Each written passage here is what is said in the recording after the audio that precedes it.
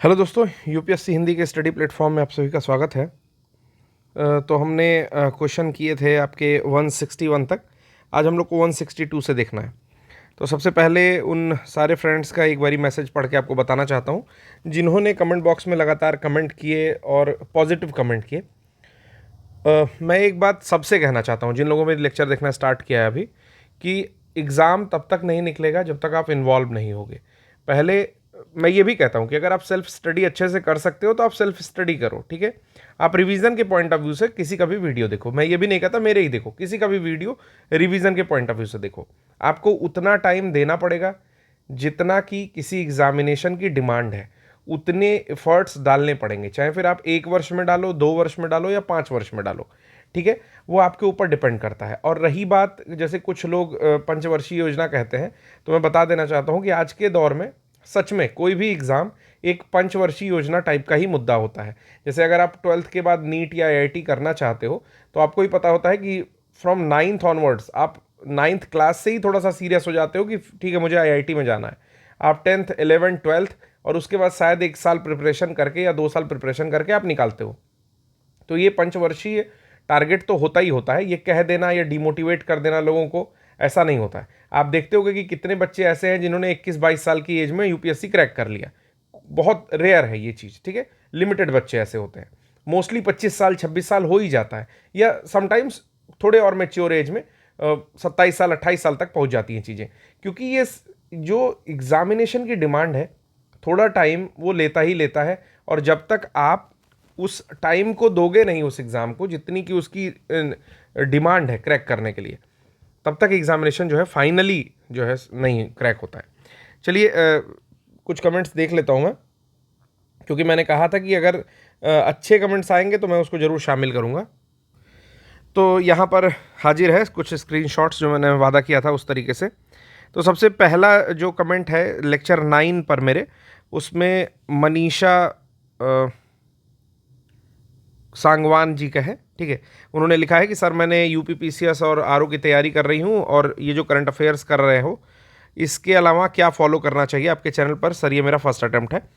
तो इनको कुछ रिप्लाई मैंने दिया है, अभी रिप्लाई इसमें सीन नहीं है। फिर मैंने पूछा था जीपीटी का फुल फॉर्म, चैट जीपीटी में मैंने पूछा था कि जीपीटी का क्या फुल फॉर्म होता है, ठीक है। तो सुनील गुर्जर जी ने एक कमेंट किया है, जनरेटेड प्री ट्रेंड ट्रांसफार्मर्स, ठीक है। तो थैंक यू सुनील, कमेंट्स करते रहिए, जुड़े रहिए। चैट जीपीटी में चैट जीपीटी का generative pre train transformer E for English जी ने भी किया है। यूपीआई का किया है, यूपीआई भी मैंने पूछा था कि यूपीआई आप करते हो, यूपीआई का क्या फुल फॉर्म है। जीपीटी का फुल फॉर्म जो है वो आपके बिहार पीसीएस में लास्ट ईयर शायद पूछा हुआ था। तो यूपीआई का फुल फॉर्म है यूनिफाइड पेमेंट्स इंटरफेस, जो ई फॉर इंग्लिश जी ने किया है। फिर मेरा जो दूसरा लेक्चर सीरीज़ एक चल रहा है जिसमें कुल मिलाकर के 15 टॉपिक्स कवर करने हैं मुझे। तो टॉपिक्स इन न्यूज़ के दूसरे वाले उसमें, जिसमें sickle cell anaemia, LIBS, Chandrayaan 3 के बारे में एक पेलोड्स था, उसके बारे में जो था उसमें मैंने पूछा था कि फिफ्थ स्टेट ऑफ मैटर क्या होती है, पदार्थ की पांचवी अवस्था क्या होती है। तो किसी ने दिया है कि BECS मतलब होता है बोस आइंस्टाइन कंडेंसेट बोलते हैं इसको। ये पांचवा अवस्था है। चौथी अवस्था जो होती है प्लाज्मा होती है, जो कि सूर्य में या अधिक टेम्परेचर पर जाने पर दिखाई देती है। इस स्टेट में, प्लाज्मा के स्टेट में, ना कोई चीज़ ठोस रहती है सॉलिड, ना लिक्विड रहती है और ना ही द्रव रहती है, गैस रहती है, सॉरी, ठीक है। तो थैंक यू सृष्टि यादव जी जिन्होंने ये कमेंट किया है। फिर देखते हैं और भी कमेंट आए हुए हैं। कमेंट क्या आया हुआ है आपका, शबनशाली, मैं ठीक से शायद पढ़ नहीं पा रहा हूँ, शबानाली करके कुछ नाम है, शबानाली, ठीक है।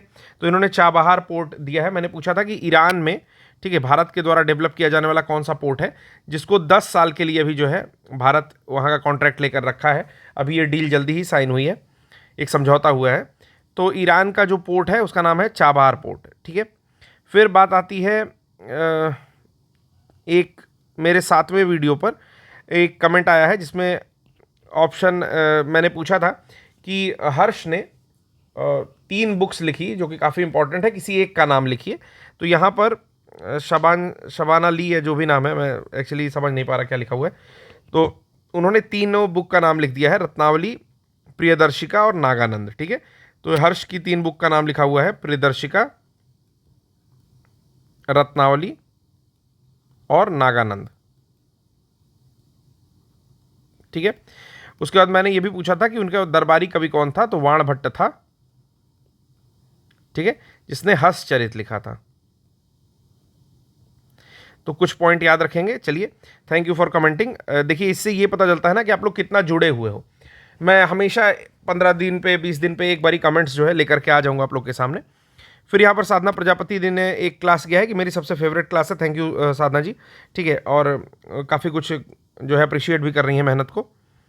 चलिए, अगला यहाँ पर अभी 2 घंटे पहले, करीबन 3 घंटे पहले आया हुआ कमेंट है ये, कि अलका शर्मा ने किया है कि national bank for agriculture and rural development, शायद मैंने नाबार्ड का पूछा होगा, नाबार्ड का फुल फॉर्म क्या है, तो उन्होंने यहाँ पर लिखा है। फिर लिखा है कि बनारस से बनारसी साड़ी जो है वो वहाँ का ODOP है। फिर M हैंडलूम, ठीक है, मिर्ज़ापुर में कालीन, और 1 जनवरी को नीति आयोग बना था, ठीक है, 1 जनवरी 2015 को नीति आयोग जो है बना था। किसको रिप्लेस किया था? योजना आयोग को रिप्लेस किया था। चलिए, थैंक यू अलका शर्मा जी। फिर यहाँ पर जो अगला हम लोग पढ़ने वाले हैं ये है आपका डायनेमिक डेवलपर्स का। इन्होंने कहा है कि टैंटलम मिला है सतलज के पास, तो बिल्कुल करेक्ट बता रहे हैं। टैंटलम एक धातु है, टैंटलम एक धातु है जो कि सतलज के पास मिली है भारत में, ठीक है, तो काफ़ी बढ़िया ये खोज रही है। और दूसरी चीज़ इसमें अरविंद पनगड़िया के बारे में बताया गया है, कोई क्वेश्चन मैंने पूछा रहा होगा। फिर यहाँ पर है साधना प्रजापति का फिर से एक कमेंट है कि पर कैपिटा मिल्क अवेलेबिलिटी में पंजाब जो है नंबर 1 है, बिल्कुल सही बात है।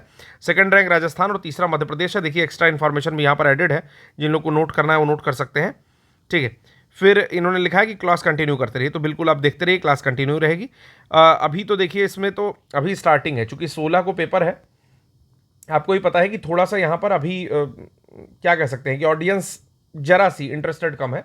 बट 16 के बाद ऐसा इनिशिएटिव लाने की सोच है कि हम लोग मंथली करंट भी साथ में कवर करते रहेंगे। ये जो पुराना है या मिक्स है इसको भी कवर करेंगे, मंथली बेसिस पर भी कवर करेंगे, ठीक है। तो जैसा टाइम मिलता है उस हिसाब से चीज़ें कवर करेंगे। मैं आपको बता रहा हूँ कि नेक्स्ट आई दृष्टि आने से पहले आप इतने ज़्यादा प्रिपेयर रहोगे कि नेक्स्ट आई दृष्टि हम लोग बस ये चुटकियों में उड़ा देंगे, ठीक है। उसका तो इंतजार ही नहीं करना पड़ेगा, किसी का वीडियो देखने की कोई ज़रूरत नहीं है, सब उड़ा दिया जाएगा। चलिए, फिर यहाँ पर फिर से जो है शबाना अली जी ने कमेंट किया है, 2-3 कमेंट आए हुए हैं।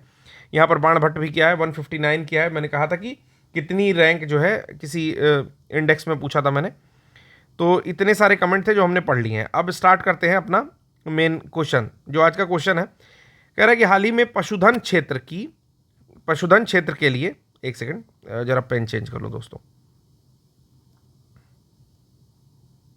ठीक है, बेटर।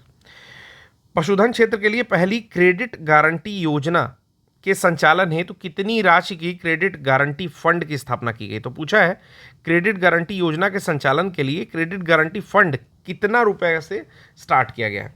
4 ऑप्शन है, 750, 250, 150 और 350। तो देखिए, इसमें जो मिनिस्ट्री इन्वॉल्व है वो आपका है, ठीक है ना,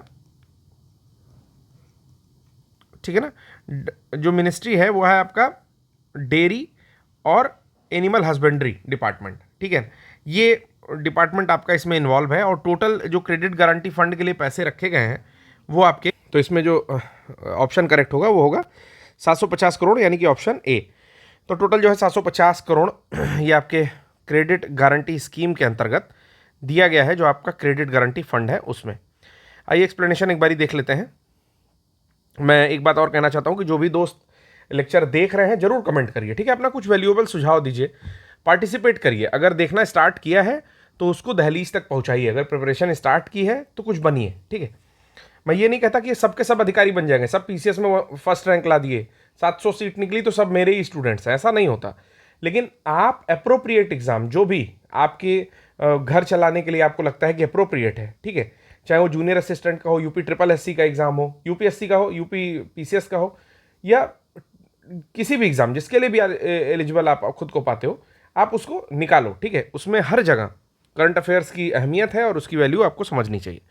तो कह रहा है योजना के संचालन हेतु पशुपालन एवं डेयरी विभाग, जिसको बोला है department of animal husbandry and dairy, इसके द्वारा 750 करोड़ रुपए का एक क्रेडिट गारंटी फंड की स्थापना की गई, जो कि पात्र ऋणदाता संस्थानों द्वारा सूक्ष्म, लघु एवं मध्यम उद्यमों को दी जाती है, ठीक है, यानी कि MSME को देने की बात कह रहा है। अगला कहता है कि भारत में वर्ष 2021-22 में सर्वाधिक मोटे अनाज का उत्पादन राज्य कौन सा है? ठीक है, कौन जो है प्रोड्यूसर है, हाईएस्ट प्रोड्यूसर है कोर्स ग्रेन का, मतलब मोटे अनाज का। डेटा 2021-22 का इसलिए है क्योंकि 1-2 साल पीछे का डेटा बार बार रिलीज होता है, तो अभी इस पर कोई नया अपडेट नहीं है, तो पीछे का डेटा ही ये करेक्ट है बिल्कुल। ठीक है, इसमें बिल्कुल शक नहीं करेंगे कि 21-22 लिखा है, उसके लिए मैंने क्लियर किया है। तो ये स्टेट है आपका राजस्थान। राजस्थान जो है वो हाईएस्ट प्रोड्यूसर है मोटे अनाज के लिए, तो ये बात आप याद रखेंगे। एक बारी यहाँ पर एक्सप्लेनेशन देख लेंगे कि सबसे ज़्यादा जो है 27% के आसपास राजस्थान करता है, फिर इसमें महाराष्ट्र और फिर उत्तर प्रदेश। तो 3 जो है डेटा याद करेंगे कि राजस्थान करता है, महाराष्ट्र करता है और यूपी करता है। तो ये 3 डेटा याद रखेंगे, किसके लिए? मोटे अनाज या कोर्स ग्रेन के लिए।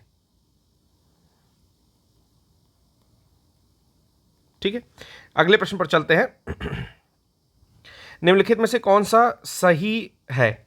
भारत में प्रत्यक्ष विदेशी निवेश के मामले में, यानी कि एफडीआई के मामले में, फॉरेन डायरेक्ट इन्वेस्टमेंट के मामले में Uttar Pradesh ranks 11th in terms of FDI. तो बिल्कुल करेक्ट है, उत्तर प्रदेश जो है 11वें नंबर पर एफडीआई के मामले में, इसी में बस पीछे रह गया है। बाकी उत्तर प्रदेश ने अपनी हर रैंकिंग को सुधार लिया है। ठीक है, दूसरा पॉइंट है यहां पर कि भारत सरकार की 41 योजनाओं के क्रियान्वयन में उत्तर प्रदेश पहले स्थान पर है। तो ये भी स्टेटमेंट बिल्कुल करेक्ट है। Uttar Pradesh rank first in the implementation of 41 schemes of the government of India. तो 41 स्कीम्स को ये इंप्लीमेंट भी कर रहा है, बिल्कुल करेक्ट है। दोनों ऑप्शन करेक्ट है, ऑप्शन सी जो है उसका टिक कर लीजिए, बिल्कुल सही है। ठीक है, यहां पर आप देख सकते हैं कि उत्तर प्रदेश ने 6 वर्षों में विकास की दौड़ में, यहाँ बहुत सारा डेटा है, जो डेटा मैं बताऊंगा उसको नोट करिएगा दोस्तों। विकास की दौड़ में कई नई मुकाम हासिल किए, जैसे कि वर्ष 2017 में उत्तर प्रदेश ईज ऑफ डूइंग बिजनेस में 14वें स्थान पर था, लेकिन वर्तमान में दूसरे स्थान पर है। तो एक याद कर लेंगे, ईज ऑफ डूइंग बिजनेस किस स्थान पर है? सेकंड रैंक पे आ चुका है। अगर जीडीपी की बात करो उत्तर प्रदेश के, तो 5वें स्थान पर था, जबकि वर्तमान में दूसरे स्थान पर है। तो GDP in terms of GDP भी है क्या है? सेकंड पोजीशन पर आ गया है। अगर 5 वर्षों में 3.14 करोड़ लोग गरीबी से बाहर हुए हैं, और भारत सरकार की 41 योजनाओं को इसने क्या किया है? जमीनी स्तर पर बिल्कुल लागू कर दिया है, क्रियान्वयन कर दिया, और पहले स्थान पर आ चुका है। ठीक, वहीं जो है एफडीआई के मामले में, एफडीआई को आकर्षित करने के लिए फॉरेन डायरेक्ट इन्वेस्टमेंट, यानी कि विदेश की कंपनियां डायरेक्टली यहाँ इन्वेस्ट कर रही हैं या विदेश के पैसे यहाँ इन्वेस्ट हो रहे हैं। ठीक है, तो इसमें जो है अभी 11वें स्थान पर है, जो कहता है कि चिंता का विषय है, इट इज जो है मैटर ऑफ कंसर्न यहाँ पर कह रहा है। अगला है लीड्स के बारे में एक रिपोर्ट है, कहता है कि लॉजिस्टिक ईज 2023 रिपोर्ट के अनुसार निम्न में से कौन सा राज्य अचीवर्स की श्रेणी में नहीं आता है? पूछ रहा है अचीवर्स की श्रेणी में नहीं आता है। जब भी बात आ जाए नहीं आता है तो ये क्वेश्चन हो जाता है टफ। ठीक है ना, कठिन श्रेणी का क्वेश्चन है ये, क्योंकि अब आपको अचीवर्स की सारे स्टेट्स याद होने चाहिए, और उस स्टेट्स बिल्कुल एग्जैक्ट याद होने चाहिए कि 5 स्टेट है और यही है। तो इस तरह के जब भी प्रश्न आपके एग्जामिनेशन में आएंगे तो आप इसको बाद में सॉल्व करना। अगर स्टार्टिंग में आपको क्लैरिटी है तो तुरंत सॉल्व कर लो, नहीं तो बाद में, क्योंकि ये टाइम खाएगा, आप सोचोगे एक एक स्टेट के बारे में। ठीक है, तो इस तरह के प्रश्न अगर डाउट क्रिएट करेंगे तो बाद में सॉल्व करना है। यहां पे अभी आपको तुरंत सॉल्व करके मैं बता दे रहा हूं कि कह रहा है कि अचीवर श्रेणी में कौन सा नहीं है। तो बेसिकली होता क्या है कि इसमें 3 श्रेणियां होती है जो लीड्स की रिपोर्ट आती है। डायरेक्टली आंसर देके मैं आंसर से आपको एक्सप्लेन कर देता हूं। ठीक है, तो इसमें जो 4 ऑप्शन है, तेलंगाना, केरला, आंध्र प्रदेश और त्रिपुरा, आप अपने भी आंसर दो। इसमें जो करेक्ट आंसर है वो है केरला। ठीक है, तो बी ऑप्शन को टिक करिए आप लोग, और अब एक्सप्लेनेशन देखिए। जो मैं आपको समझाना चाहता था वो मैं समझा दे रहा हूं। मैंने ये कहा कि इसमें 3 कैटेगरी आती है, अचीवर्स, शायद दिख ना रहा हो, रुकिए, हाँ चलिए, अचीवर्स, फास्ट मूवर्स और एस्पायरर्स। ठीक है, 3 कैटेगरी आई। आकांक्षी जिले आए, आकांक्षी प्रदेश आए, तेजी से बढ़ने वाले आए, और लक्ष्य प्राप्त करने वाले आए, यानी कि अचीवर्स आए। अब इसको 4 श्रेणियों में अलग बांट रहा है। कैसे कैसे बांट रहा है कि स्थल रुद्ध समूह लैंड लॉक्ड ग्रुप में आ गया, कोस्टल ग्रुप में कुछ आ गए, नॉर्थ ईस्ट में आ गए, और यूनियन टेरेटरीज में आ गए। ठीक है, तो अचीवर श्रेणी में आपका 4 आ गए, हरियाणा, पंजाब, तेलंगाना और उत्तर प्रदेश, ये लैंड लॉक्ड ग्रुप में आए। फिर आता है आंध्र प्रदेश, गुजरात, कर्नाटक और तमिलनाडु, ये कोस्टल में आ गए। पूर्वोत्तर में असम, सिक्किम और त्रिपुरा आए, और यूनियन टेरेटरीज में चंडीगढ़ और दिल्ली आए। फिर तेजी से बढ़ने वालों में मध्य प्रदेश, राजस्थान, उत्तराखंड ये आपके स्थल रुद्ध में आते हैं। केरल, महाराष्ट्र आपका कोस्टल में आता है। अरुणाचल प्रदेश, नागालैंड आपका पूर्वोत्तर राज्य में आते हैं। अंडमान निकोबार, लक्षद्वीप और पुदुचेरी आपके केंद्र शासित प्रदेश में आते हैं। ये सारे के सारे जो है फास्ट मूवर्स कैटेगरी में है। तो आपको भी अब समझ में आ रहा है कि जो क्वेश्चन पूछा वो आसान बिल्कुल नहीं है, क्योंकि आपको एग्जैक्ट डेटा पता होना चाहिए। अब मैं बता रहा हूँ याद कैसे करना है। अगर आप सब नहीं याद कर सकते हो तो कम से कम अपने स्टेट से याद करना स्टार्ट करो। कि उत्तर प्रदेश याद कर लिया यहाँ पर। अब आपको कोस्टल ग्रुप में अगर आपको सबसे बढ़िया लगता है गुजरात, तो आप गुजरात याद कर लो, ठीक। पूर्वोत्तर में सबसे बढ़िया लगता है सिक्किम, घूमने गए थे तो चलो सिक्किम याद कर लो, ठीक है। केंद्र शासित प्रदेश में दिल्ली, चंडीगढ़ अगल बगल है तो आप दोनों याद कर सकते हो। इस तरह से एक एक दो दो का टारगेट बनाओ।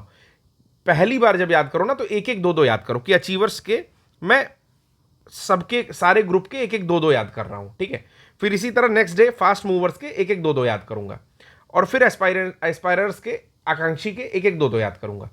और ये अकेले नहीं याद होगा गुरु, देखो किसी फ्रेंड के साथ फिर उससे पूछो, और जेन्युइन फ्रेंड होना चाहिए। ऐसा नहीं कि उसे सब मालूम है, वो जो है मुंह ही नहीं खोल रहा है।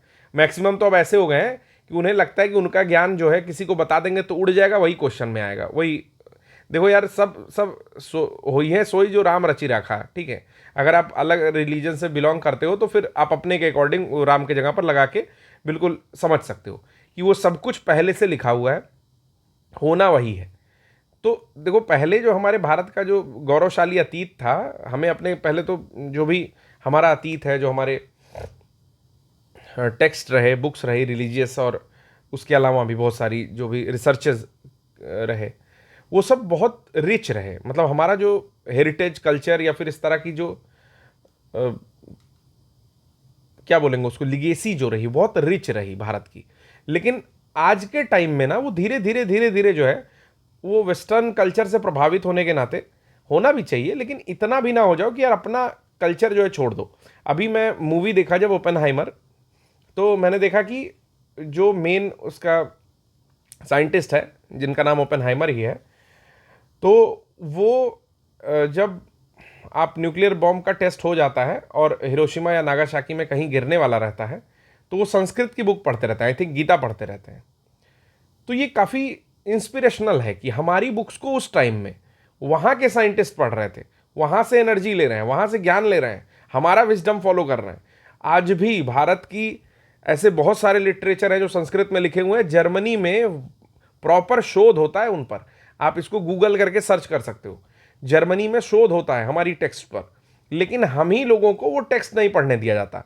हम लोग के एग्जाम में कुछ फला चीज़ें आ रही हैं, ठीक है। तो यार अपना जो कल्चर है ना उसे बिल्कुल मत छोड़िए। मैं इसमें रिलीजन की बात नहीं कर रहा, आपका जो जो कल्चर है, मतलब कि इर्रेस्पेक्टिव ऑफ रिलीजन, आपको जो लगता है कि आपका कल्चर है साइंटिफिक तरीके से और मानवता के तरीके से अगर करेक्ट है, तो बिल्कुल वो चीज़ें फॉलो करनी चाहिए। किसी भी मतलब अगर कुछ भी बनाया गया तो वो कुछ सोच समझ के बनाया गया, कोई परंपरा बनाई गई तो सोच समझ के बनाई गई। आज भी जो है हमारे वहाँ पीपल का पेड़ नहीं काटने दिया जाता है, तो शायद उस समय की सारी जनता तो लिटरेट थी नहीं, सारी तो पढ़ी लिखी थी नहीं, तो लोगों को ऑक्सीजन समझाना और ग्लोबल वार्मिंग समझाना और पृथ्वी पे जीवन समझाना, ऑक्सीजन लेते हैं, हीमोग्लोबिन होता है, ये सब समझाना मुश्किल था। तो सीधा समझा दिया कि भाई पाप पड़ता है। एंड बिकॉज दे आर थोड़ा सा रिलीजियस ऑफ माइंडसेट, तो उन्हें ये समझ में आ गया हाँ इसे नहीं काटना है, हाँ इसको नहीं हानि पहुंचानी है, हाँ वट वृक्ष की पूजा करनी है महिलाएं, ठीक है। तो एक पैटर्न है पूरा, जैसे चिपको आंदोलन की तरह भी जो है आपका मध्य प्रदेश में महिलाएं सेम उसी तरह का आंदोलन चला रही हैं। तो आपको पता होना चाहिए कि राजस्थान में सबसे पहले एक खेजड़ी का पेड़ होता है जिनकी पूजा होती है, ठीक है। तो वहाँ शुरू हुआ था एक आंदोलन जो कि इंस्पायर किया चिपको आंदोलन को, ठीक है। फिर कर्नाटका में चला आपका अपिक्को आंदोलन, इस तरह की चीज़ें। तो मैं कहता हूँ कि जो है बहुत ज़्यादा स्ट्रॉन्ग बेस के साथ अपने कल्चर को रिच बनाने के साथ जो है शुरुआत करनी है। और कल भी जो एक बात बताया था वही आज भी बता रहा हूँ। आप एक एडमिनिस्ट्रेटिव ऑफिसर बनने की चाह रखते हो या किसी भी पीएससीज में जाने की चाह रखते हो, तो ये सोचो ना कि अपने देश को नहीं खोखला करना है, ठीक है। अगर खोखला ही करने का मन है तो हमारे वहाँ से बहुत कुछ गया है देश विदेश में, तो काम ऐसा करो यार कि वहाँ से आए, यहाँ का मत जाए, ठीक है। चलो तो कैसे याद करना है वो चीज़ें, ज्ञान मैंने दे दिया है, बहुत ज़्यादा ज्ञान नहीं, आज लेट हो गया वैसे भी। चलिए अगला प्रश्न करते हैं। भारत में नवरत्न कंपनियों की कुल संख्या कितनी है? तो रिपीटेड क्वेश्चन है, आपको पता है कि इसमें इरकॉन को शामिल किया गया, उसके बाद आरवीएनएल को शामिल किया गया, और मैंने बताया आरसीएफ को शामिल किया गया था। एक दिन मैंने इसके पहले के लेक्चर में बताया, अगर आप पहली बार देख रहे हो तो। राष्ट्रीय केमिकल एंड फर्टिलाइजर, ठीक है, रेल विकास निगम लिमिटेड, और इरकॉन का भी कुछ फुल फॉर्म होगा, आप कमेंट बॉक्स में कर दो, अभी एग्जैक्टली याद नहीं है। तो टोटल 16 जो है वो नवरत्न कंपनीज है। ज़्यादा टाइम नहीं देना है, सीधे चलते हैं। अगला प्रश्न है कि निम्नलिखित में से कौन सा कथन असत्य है? ठीक है, भारत विश्व में चिकित्सा सामग्री का 12वां सबसे बड़ा निर्यातक है। पहला ये कि India is the 12th largest exporter of the medical supplies in the world. दूसरा है कि भारत वैश्विक जेनरिक दवाओं का 20% निर्यात करता है। India exports 20% of the global generic drugs. Generic drugs पता है ना, कि जैसे जब पेटेंट हट जाता है, कोई भी दवा ने कुछ बनाया, खोजा, तो अपना 20 साल का पेटेंट रखती है वो। 20 साल तक दवाओं को उसको बेचने की लाइसेंस होती है, कि कोई और जो है वो आपको सीक्रेट फार्मूला नहीं देगी, कोई और कंपनी नहीं बना सकती है। लेकिन 20 साल के बाद उनको अपना जो भी फॉर्मूला है उसको पब्लिक करना पड़ता है। अब ऐसी स्थिति में बहुत सारी कंपनियां और बहुत सारी गवर्नमेंट जो उनके फॉर्मूले से सेम दवा बनाती है, उन्हें जेनरिक मेडिसिन कहते हैं। तो कह रहा है 20% जो है global generic medicine India export करता है। तीसरा है, भारत में ग्रीन फील्ड फार्मास्यूटिकल परियोजनाओं के लिए स्वचालित मार्गों के माध्यम से 100% तक एफडीआई अनुमानित है। Means up to 100% FDI is permitted through automatic routes for green field pharmaceutical projects in India. काफ़ी अच्छा टॉपिक है ये भी। फिर कहता है India's domestic pharmaceutical market was $120 billion in 2021। तो आपको बताना है कि कौन सा इसमें इनकरेक्ट है। सॉरी दोस्तों, ये पॉज रह गया था, मुझे नहीं पता। तो इसका ऑप्शन जो था वो डी था, कि India's domestic pharmaceutical market was $120 billion in 2021। ये गलत है। 2030 का टारगेट है कि जो है 120 बिलियन डॉलर पहुंचा देंगे। ठीक है, बाकी ये जो ऑप्शंस लिखे हुए हैं इसका स्क्रीनशॉट ले लीजिएगा। मुझे याद नहीं कि मैंने उस समय जो है पॉज किया था कि नहीं। स्टार्ट करते हैं। अगला क्वेश्चन मैं बता रहा था कि रेल विकास निगम लिमिटेड जो है एक महारत्न कंपनी नहीं है, ये क्या है, नवरत्न कंपनी है। तो आरवीएनएल के बारे में मैंने अभी आपको बताया था, आरवीएनएल, ठीक है। और दूसरा कहता है कि भारत में महारत्न कंपनियों की संख्या 13 है। तो जो ऑप्शन ए है वो करेक्ट है, ठीक है। तो टोटल महारत्न कंपनियां जो है 13 है। एक बार ये और अपडेट देख लीजिएगा कि कितना अपडेट हुई हैं। वैसे अभी जानने में महारत्न जो है 13 ही है। चलिए अगला प्रश्न देखते हैं कि जून 2023 में एक आंकड़ा आया, उसके अनुसार भारतीय राज्य इलेक्ट्रिक वस्तुओं का शीर्ष निर्यातक राज्य है। कौन सा राज्य है ये पूछ रहा है। कह रहा है कि data released in June 2023 which Indian state is the top exporter of electronic goods. तो इलेक्ट्रॉनिक गुड्स का कौन सा स्टेट जो है टॉप एक्सपोर्टर है, मतलब सबसे ज़्यादा निर्यात करता है? महाराष्ट्र, तमिलनाडु, गुजरात और गोवा। तो ऑप्शन बी इसका करेक्ट ऑप्शन है। तमिलनाडु वो राज्य है जो कि शीर्ष निर्यातक है इलेक्ट्रॉनिक्स वस्तुओं का, ठीक है। तो यहाँ पर देख सकते हैं कि तमिलनाडु भारत का वो राज्य है जो कि शीर्ष निर्यातक राज्य बन गया। जैसे ही डेटा चेंज होगा आपके यूपीपीसीएस से पहले करा दिया जाएगा आपको, बिल्कुल निश्चिंत रहिए, ठीक है। और अगर आज की डेट में डेटा चेंज हो तो आप कमेंट कर सकते हो कि सर आज की डेट में डेटा चेंज हो गया है। चलिए, हाल ही में लखनऊ में संपन्न यूपी ग्लोबल इन्वेस्टमेंट समिट हुई 2023 में। उसके तहत बुंदेलखंड क्षेत्र के किस जिले को सर्वाधिक जो है निवेश प्राप्त हुआ? तो ऑप्शन है झांसी, ललितपुर, महोबा और चित्रकूट। तो कॉमन सेंस टाइप भी क्वेश्चन है, अगर आप एक बारी सोच के इसको आंसर करना चाहो तो भी कर सकते हो। तो इसमें जो ऑप्शन ए है वो बिल्कुल करेक्ट है, झांसी जो है वो बिल्कुल करेक्ट है। अभी आप न्यूज़ भी सुन रहे होंगे कि बुंदेलखंड में नोएडा के बाद जो है दूसरी बड़ी इंडस्ट्रियल सिटी जो है, second industrial city Jhansi region में बनाने की बात चल रही है, ठीक है। तो ये बिल्कुल करंट की, मतलब आज ही शाम की न्यूज़ मैंने देखी है। तो ये भी पॉइंट याद रखिएगा कि दूसरी जो इंडस्ट्रियल सिटी है वो बुंदेलखंड इंडस्ट्रियल सिटी करके ऐसा कुछ डेवलप हो रहा है। मैं देखूंगा उसके बारे में, अगर कुछ लेक्चर्स लाने रहेंगे या कुछ पॉइंट ऐड करने होंगे तो मैं कर दूंगा। तो कह रहा है कि 19,000 से अधिक MOU हुआ, समझौता ज्ञापन हुआ, और 33-33.5 लाख करोड़ रुपए जो है यहाँ पर निवेश के लिए प्राप्त हुआ, ठीक है। बाकी चीज़ें यहाँ पर लिखी हुई हैं, आप एक बार देख सकते हो, ठीक। पूर्वांचल निवेश के मामले में दूसरे स्थान पर यह है। पूर्वांचल में कुल निवेश का 29% इसको प्राप्त हो गया। मध्यांचल और बुंदेलखंड में से प्रत्येक को कुल प्रस्ताव का लगभग 13% प्राप्त हुआ है। चलिए अगला प्रश्न है यहाँ पर, कह रहा है कि हाल ही में जारी वैश्विक आर्थिक संभावना रिपोर्ट मतलब है ग्लोबल इकोनॉमिक प्रॉस्पेक्ट्स रिपोर्ट जो आती है 2024 की। तो कह रहा है कि कौन सी ब्रिक्स कंट्री है जो expected to have the highest growth rate? कौन सी ब्रिक्स कंट्री है जिसकी ग्रोथ रेट जो है हाईएस्ट मानी जा रही है, ठीक है। तो ब्रिक्स में अभी जो नई कंट्री ऐड हुई है उसका नाम बताना है। जो 2-3 कंट्री ऐड है उनका आपको नाम बताना है, ठीक है। तो कह रहा है कि ग्लोबल इकोनॉमिक प्रॉस्पेक्ट्स रिपोर्ट में सबसे ज़्यादा किसकी होनी चाहिए, तो आपको ऑप्शन देखकर भी एक बार आइडिया हो रहा है कौन सी है।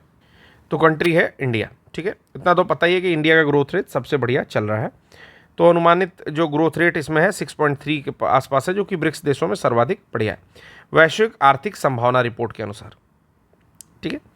चलिए अगला है 172वां प्रश्न यहाँ पर कि हाल ही में जारी आंकड़ों के अनुसार प्रति व्यक्ति जीडीपी के आधार पर विश्व का सर्वाधिक अमीर देश कौन सा है।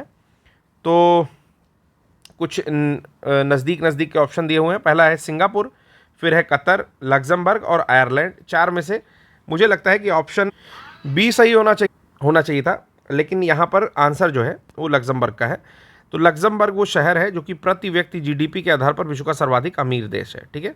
तो लग्जमबर्ग का ख्वाब पालिए, ठीक है, बिल्कुल लग्जरी लाइफ जीजिए, ठीक है। और वो मत भूलिए जो मैंने आपसे कहा है। मैंने क्या कहा है? मैंने कहा है कि अपने देश को खोखला करने से बढ़िया है, अपने देश के गरीबों को मारने से बढ़िया है, अपने देश के किसानों को मारने से बढ़िया है कि वहाँ का पैसा लाया जाए जहाँ भारत से पैसा गया हुआ है, ठीक है। तो ये चीज़ हमेशा दिमाग में रखनी है, अच्छा काम करना है। चलिए यहाँ पर कुछ डेटा दिया हुआ है 2 जनवरी 2024 के अकॉर्डिंग कि लग्जमबर्ग जो है जीडीपी प्रति व्यक्ति यूएस डॉलर में इतना सारा है, और उसके बाद आयरलैंड है, सिंगापुर तीसरे नंबर पर है, ठीक है।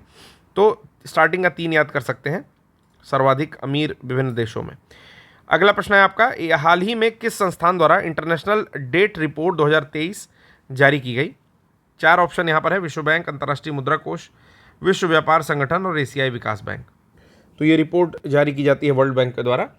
एक बात और बताना चाहता हूँ वर्ल्ड बैंक के बारे में कि वर्ल्ड बैंक जो है 1944 में वैसे तो इस्टेब्लिश हुआ, ठीक है। इसमें हेल्प किया था उस समय यूरोप और जापान ने कि इसको बना दिया जाए वर्ल्ड वॉर 2 के बाद, और ऑफिशियल नेम जो इसका है वो है IBRD, ठीक है। आपको बताना है कि वो, खैर वो मैं पढ़ा दूंगा। IBRD का मैं बता दे रहा हूँ कि फुल फॉर्म क्या है, international bank for reconstruction and development. लिख भी देता हूँ, international bank for reconstruction and development, ठीक है। हिंदी वाले विद्यार्थियों को भी यही लिखना होगा, international bank for reconstruction and development, ठीक है। तो ये डेट रिपोर्ट जारी करता है। डेट को डेट से मत कंफ्यूज होइएगा, ठीक है। DEBT को डेट ही पढ़ते हैं, ठीक है, डेब्ट नहीं पढ़ते हैं, डेट पढ़ते हैं, ठीक है। बी साइलेंट होता है, तो इसलिए यहाँ पर डेट रिपोर्ट लिखा हुआ है। चलिए कह रहा है कि 13 दिसंबर 2023 को विश्व बैंक समूह द्वारा जारी की गई इंटरनेशनल डेट रिपोर्ट 2023, ठीक है, का 50वां संस्करण जारी किया गया। इसमें 122 देशों के बाह्य ऋण आंकड़े और विश्लेषण शामिल किया गया था। आज का सेकंड लास्ट क्वेश्चन यहाँ पर है कि 5 जुलाई 2023 को जारी विश्व निवेश रिपोर्ट का केंद्रीय विषय क्या था। What was the central theme of world investment report released on 5 जुलाई 2023। तो इसमें जो आपका सेंट्रल थीम था वो था invest in sustainable energy for all, ठीक है, सभी के लिए सतत ऊर्जा में निवेश। देख लीजिएगा 5 जुलाई 2023 को अंकटाड द्वारा विश्व निवेश रिपोर्ट जो है जारी की गई थी। अगर ये अपडेट होती है तो आपको अपडेट करा दिया जाएगा, बिल्कुल भी परेशान नहीं होना है। बार बार एक ही वर्ड इसलिए बोलता हूँ क्योंकि कुछ विद्यार्थी हमारे परेशान हो जाते हैं कि सर इसमें पुराना आ रहा है, ठीक है। सभी के लिए सतत ऊर्जा में निवेश इनका जो है अपडेटेड था, ठीक है, मतलब कि इनका मेन थीम लाइन था।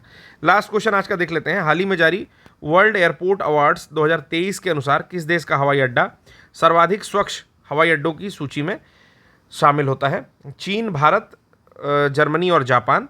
तो डायरेक्टली इसका आंसर है जापान आपका, ठीक है। और 2023 में सर्वाधिक स्वच्छ हवाई अड्डा जापान का टोक्यो हनेडा हवाई अड्डा रहा। तो नाम याद रखेंगे, टोक्यो हनेडा हवाई अड्डा जो है जापान का सबसे स्वच्छ रहा और वैश्विक रूप से भी सबसे स्वच्छ रहा, ठीक है। उसके अलावा सिंगापुर चांगी एयरपोर्ट को विश्व का सर्वश्रेष्ठ हवाई अड्डा जो है घोषित किया गया। तो चांगी एयरपोर्ट भी याद रखना है। सर्वश्रेष्ठ हवाई अड्डे की बात होगी तो ये हो गया, और सबसे स्वच्छ की बात होगी तो टोक्यो का हनेडा हो गया।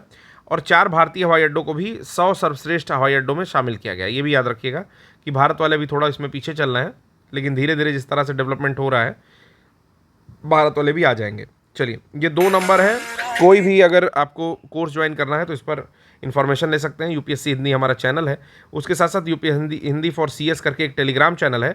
जब इस टेलीग्राम चैनल पर जाएंगे तो एक क्विज़ के लिए अलग चैनल चलता है, यूपीएससी हिंदी क्विज़ करके, ठीक है, डेली क्विज़ शायद ऐसा करके कोई चैनल है, मैं एक बार बता भी दूंगा आपको।